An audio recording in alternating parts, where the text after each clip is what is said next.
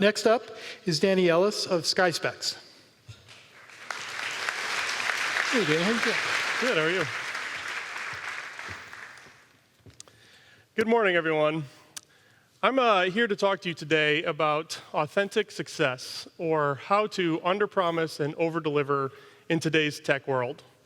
This is probably some of the best advice I've ever been given as an entrepreneur, and something that our company at SkySpecs lives by every day. How many of you have been told you have to fake it till you make it? It's a pretty common saying in the tech world, and especially when you're a brand new entrepreneur and you have no idea what the journey is going to look like, you're told, just fake it till you make it. But I'm pretty sure this goose is never going to turn into flamingo, no matter how long he's standing there. So what does that process of fake it till you make it look like?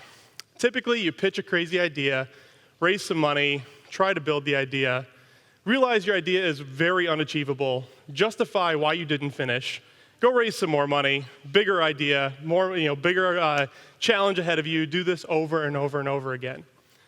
The problem with this process, it's basically gambling. Yeah, there are going to be a few people that you'll see that they did fake it till they make it, and they were a multi-billion-dollar company, and you'll look at them and say, I want to be like them. I'm just going to shoot for the moon, and hopefully I'll make it. The problem is, why are we incentivized to embellish on these as opposed to, be very realistic about what we can achieve? What we've seen is, your competitors are constantly exaggerating, so it makes you look far less impressive. Investors want you to be an enormous idea, so they ask you to go 2, 3, 4 steps beyond your original pitch. A really large funding round often makes you look successful, and this is a whole nother talk I'd like to dive into someday, that raising a round of funding is not the end goal. It is simply the means to the end. And then often, if you are really outlandish in your marketing, you'll get picked up by people, because that equates to clicks, and that makes journalists happy. And so you try to embellish as much as you possibly can, but then you turn around and realize now you have to go achieve that. These are exaggerations I see regularly of founders that are trying to raise money. and many of these make me laugh regularly is, we have 100 years of combined industry experience. If it was in drones, the industry is like 8 years old. So it's like, how many people do you have to multiply to make that happen? It doesn't really mean much. Or product adoption growth of 2,400%. If you only had a handful of people to begin with, it's easy to get that large percentage.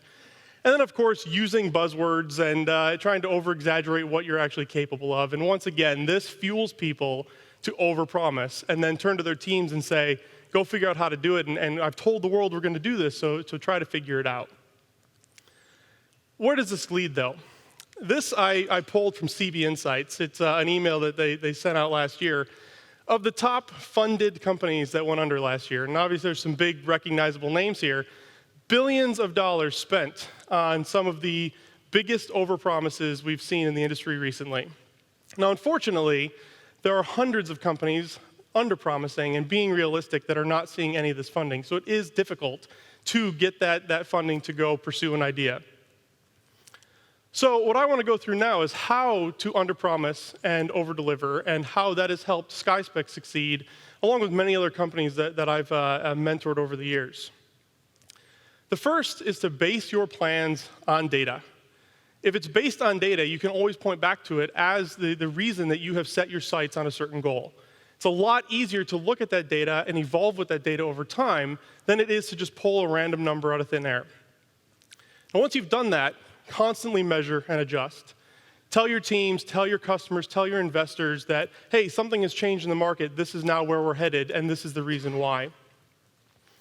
And then the other thing that we live by is to use the 80-20 rule, and everyone has heard this before, but if you promise 80% results to your customers, to your investors, and to your team, get that done with 20% of the effort, any additional effort you put into this will be over-delivering, and that always makes everybody happy if you're able to overachieve on your results. Do not copy your competitors' marketing. Your competitors are going to say they've achieved X, Y, or Z, and they did it in a very little amount of time. They probably are barely scraping the surface. And then you point yourself in that direction and try to figure out how did they achieve it when they probably didn't actually do anything even close to that. So set your own goals, set your own realistic expectations, and go from there. And finally, be patient.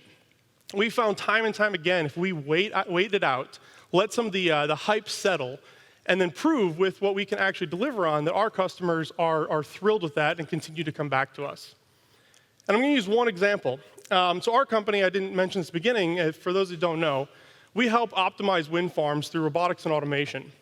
And in our very first year of launching our product, day one, first public display of our technology, a customer came up to us and said, I love what you're doing. I want you to do it in the middle of the North Sea. And I want it done in the middle of February. And we were like, oh, that's going to be pretty challenging. How are we going to do that?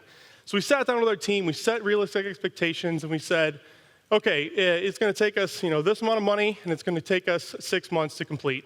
And the customer said, okay, it's a bit longer than we wanted, but that seems realistic. Let's go ahead and do that. The team was focused on that entirely for the next 4 months. And we delivered on that, not only doubling expectations, but did it 2 months early. And once we launched, the customer came back and said, that was incredible. We're going to sign you up for the rest of our fleet for the rest of the year. Our team has now done over 1,000 wind turbine inspections in the middle of the North Sea in the last 18 months. And they continue to come back to us, entirely based on us under-promising and over-delivering. One of the things I think Michigan is great at is realistic expectations, and I think our startups can succeed by following this advice and showing the world that we can achieve these goals. Thank you very much.